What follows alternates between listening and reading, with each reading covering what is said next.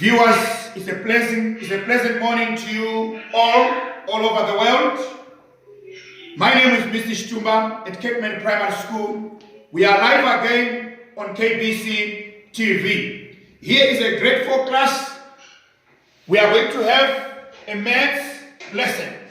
And under mathematics, we are going to look at arranging of fractions in ascending order. Sit back and relax as you enjoy our lesson.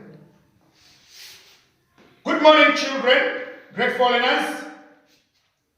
Good morning, Mr. Chitumba. I am fine. How are you this morning? Fine, thanks, and how are you? I am fine. Today we are going to look at fractions, and under fractions, our lesson is going to be on arranging of fractions in ascending order. We are going to look at this, but before we have started our lesson, we are going to watch a video, and you will be telling us what is happening on the video that we are going to watch. Is that clear, boys and girls? Yes. So I want you to watch a video so that you tell the class what is happening, what is taking place. As you can see, there are some children and they are walking up there. But there is something that I want you to take note of. That thing is very important as far as our lesson is concerned. What are they doing? What are they doing? As you can see, the video is repeating. What can you see? Yes, Sean Puduma. They're walking together, talking. Yes, that's it. But are they walking on a constant, on a level place, or what is that? What is the gradient? How is it like? How are they moving? Are they moving downwards or upwards? Upwards. They are moving upwards. Boys and girls, the word ascending, which I have written, who can read here? Who can read here? On the board. Or even on the slide there. Who can read? Yes, Tinemi Mashwada?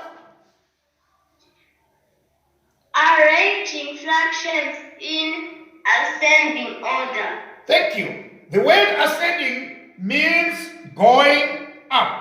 Is that clear? Yes. On other words, we are starting with the smaller thing going to the bigger thing. Let me give you another example. What about this one? Is it the same from what we have done on the video? Is it the same? Does it look the same? Yes. From the left, we start from the left. When we are reading, we start from the left. Is it the same? No. Yes. Here we are starting from the bigger pig to the smaller pig. Is that clear? Yes. So, our lesson is not focusing on that. So when you are asked to write a fraction in ascending order, we can go to the next slide where you are going to see what we are expected to do. As you can see, what about this time? Are we moving from the smallest to the biggest? Yes. So that's how we are going to arrange our fractions. But before we start arranging these fractions, I want to do a recap by asking a question. What is a fraction? That's my question. From the previous lessons that we did, Yes, sir. you have to define what a fraction is. Yes, Kurea? Yes, sir. Nasha Kurea? A fraction is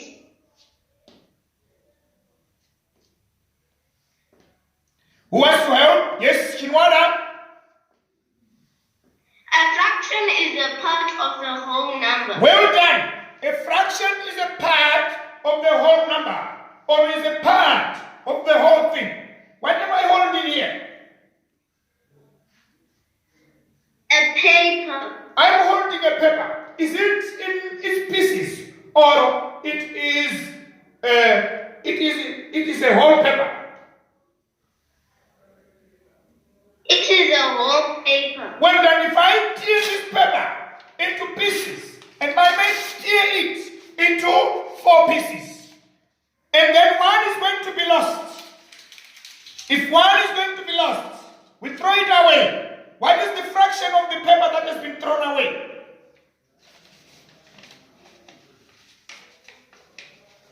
Go ahead. The fraction will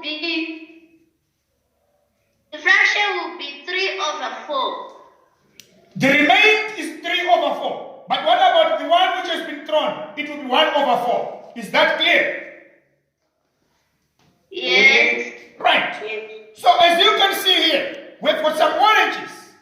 Can you see the oranges? Yes. But before it was cut like this, how many oranges were there?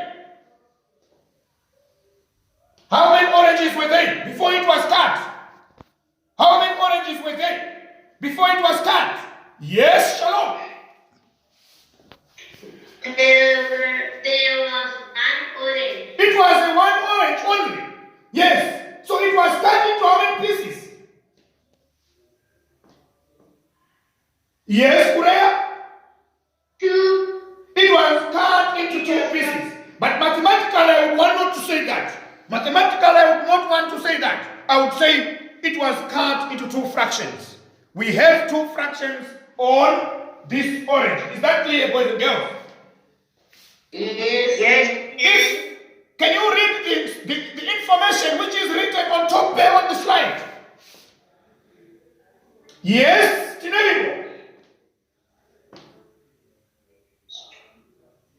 1 part of the orange will be stolen. What? What is the fraction which is going to be written if 1 part of this orange is stolen? Go ahead.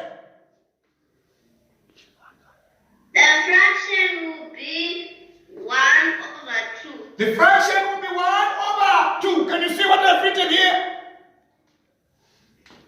Yes. Right. Yes. To the next slide. To the next slide, you will see that there are other pieces of orange or fractions of orange. How many oranges do you think were there before it was cut into pieces? Yes, Kuduba. There was 1 orange. It was 1 orange. So if you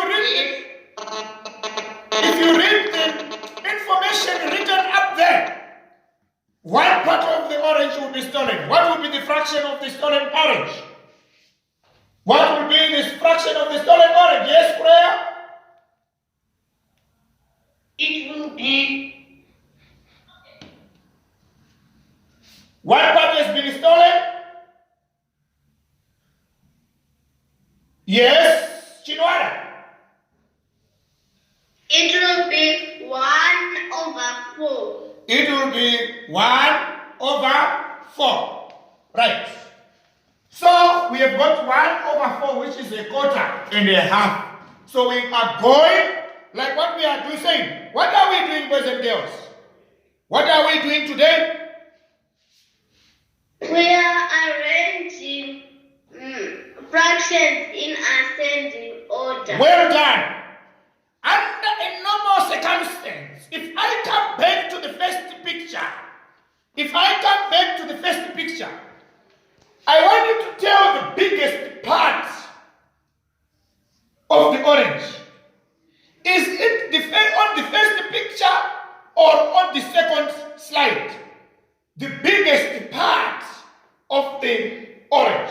Is it on the first slide where we have half, or is it on the second picture where we have 4 pieces?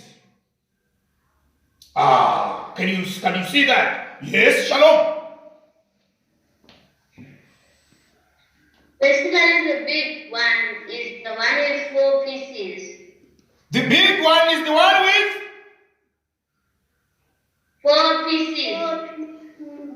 If you look picture here where we have 4 pieces and we take this one which has been cut into 4 pieces and then you tell me that is bigger than the one which is cut just once.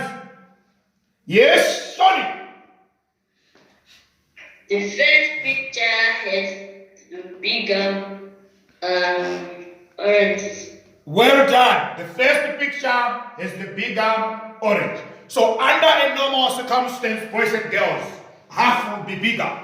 But now we want to go mathematical on how do we find the biggest fraction. So in this case, we have just compared the two. But we now want to go mathematically by trying to find under a mathematical idea, how do we get the first, the bigger, or the smallest? Is that clear, boys and girls? Yes. So we want to see if they resonate. We want to see if they resonate. If they resonate, we are going to have half as the biggest and quarter as the smallest. How do we find it? We need to find the common denominator of the two denominators which are given on fractions 1/2 and 1/4. Is that clear? Yes. How to find a common denominator? The easiest way of finding the common denominator of numbers, of the denominators, you will say, you can find the multiples. Yes? Kinevimo. We can find the number that can divide like 2 into 4, it can get into 4. So we can write 4 as the common denominator. Well done. That's very correct. So we write down 4 here at the bottom. Then the other way of finding a common denominator, which is very easy, is that you find the multiples of 2 and 4. The multiples of 4, 2, and 4. You say 2, 4, 6, 8, 10, and so on. Then you move and come here to 4. You say 4, 8, 12, 16, and so forth. So we are going to find the number which has appeared first on both sides. The number that has appeared first on both sides, if we come here, we come to 8. We have another 8 here. So we have 4. We've got 4. That is the number that has come first. If we come here, we have got 4. And here we have got another 4. Meaning to say 4 is the common denominator. Is that clear, boys and girls? Yes. Right. So we are saying that 4 is the common denominator. And what do we do now? What do we do now? Kudumba. Yes, sir. What do we do now to get to divide now to get the answer?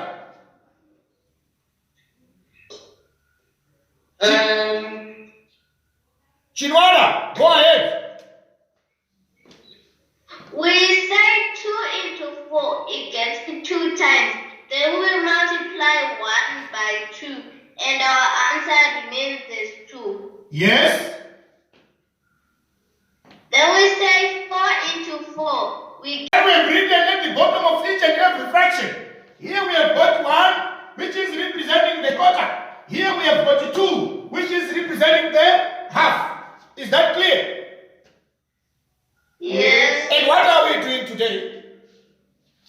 Just a reminder, what are we doing today? Yes, sir. We are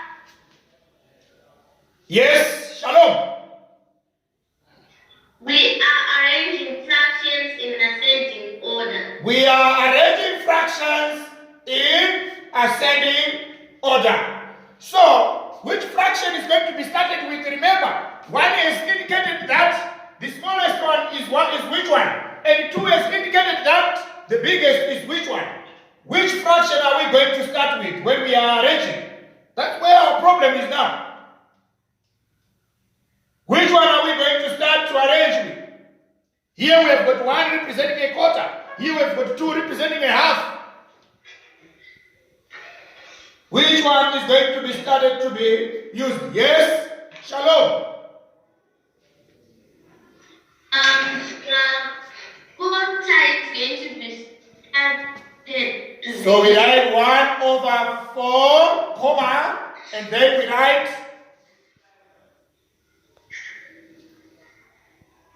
And we write the smallest to the from the biggest. smallest to the Biggest. to the biggest. I want you to look at the boys and girls who were just to the children who were moving from the bottom to the to the highest point. That is from the lowest point to the climax. That's how it is happening mathematically. Can you see that? Yes. Can you see that, boys and girls? I want you to look at children who were just lying down. I want you to look at children who were just lying down. They were just moving from the shortest to the tallest. Is that clear? Yes. Is it that much difficult? Yes. Is it that much difficult? Now, we want to solve one problem, the first problem together. The first problem we are going to arrange on the first problem is the only problem that we are going to do together. The first problem is 3 over 5. 3 over 5. Then we've got 2 over 5. 2 over 5. And we have another problem that is 8 over 10. Right. Remember, there is something that I have reminded you that you always need to have in mind. Nicole Shitera, may you please put yourself on mute. May you please unmute yourself. May you please unmute yourself. Thank you very much. Yes, as you can see, Nicole, I've said that there is a way of finding the multiples. There is a way of finding the multiples. Is that clear? Right. How do we find the multiples? You say 5, 10, 15, 20. And then you say 10, 20, 30, 40. You don't go much further. You just remain in numbers which are just closer. And then you stop there. Then the number that has appeared most is the one which we are going to take as the common denominator. You can use other ways or other means which is not that one. Like what Neville has done.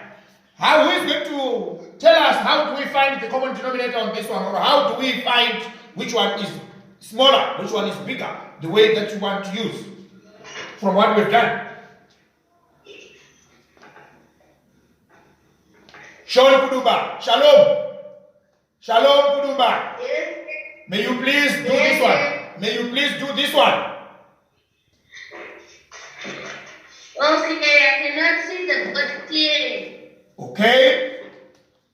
Let me rewrite here. We have got 3 over 5. You can use the one which is written here on the slide. 3 over 5 on number 1. Comparing it to 2 over 5.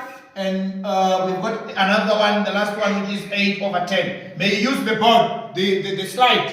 I'll be using the board on what we have said. Go ahead. So you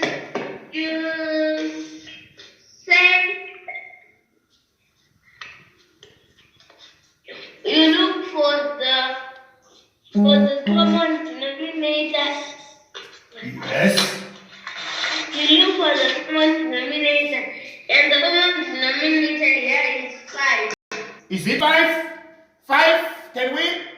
Yes, 5. We can say 5 into 5, we get 1. But what about 10 into 5? Is it possible to say 10 into 5? No.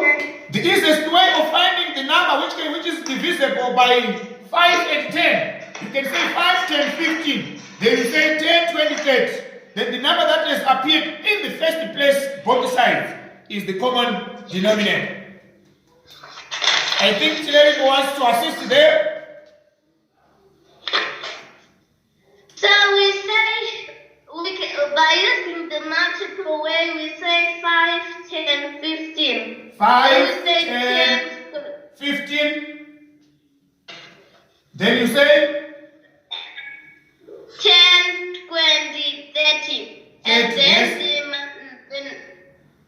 then the number which is being found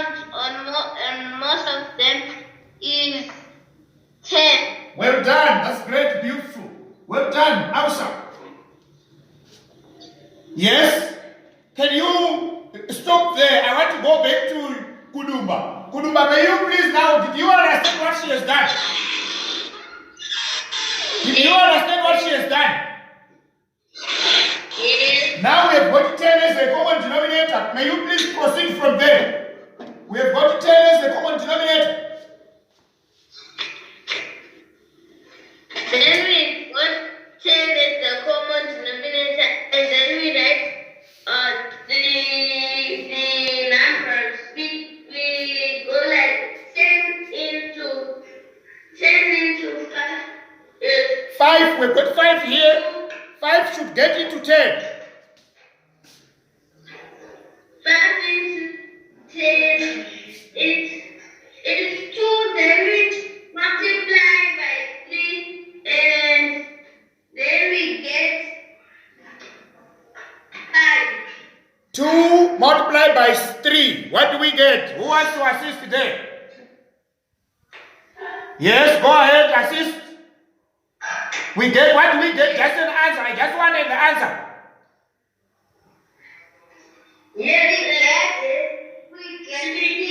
We get 6 correct. We write down 6 under just below the fraction.